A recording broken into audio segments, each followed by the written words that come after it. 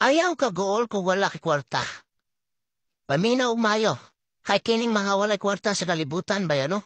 Maoning mga tawhana ang pinangga sa Ginoo. Kay maon sila yung mga taas ug kinabuhi. Kaning mga walay kwarta. Kay ngano, kung wala kay kwarta, naara ka sa balay, dili ka maglakaw-lakaw. Di ka mag-suri-suri bisag asa. Kay wala kay kwarta. Ano blabla ka rin kay kwarta. Gutom mo ka rito, asang ka. Ngawag ka, di na mabuhat mo, mapresyo ka na. Wala ka na matulog balay. So kung nakas balay, kung sa'yo magunula, di ka si buhato ni mo.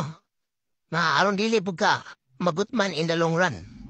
So magtanom rin ka mga vegetables niyan. Kamunggay. Adili na ita mga awat sa silingan. Magtanom na ta kamunggay ato ba? Waong patay lingaw.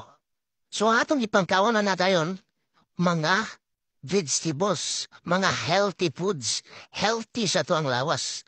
Taas sa atong kinabuhi. Mao nang pinanggata sa Ginoo. Pero natay kwarta. Unsay mahitabo? Matintang ta manawag din sa barkada dayon. Oy, dadung din eh. Ako'y bahala. Tagay ta.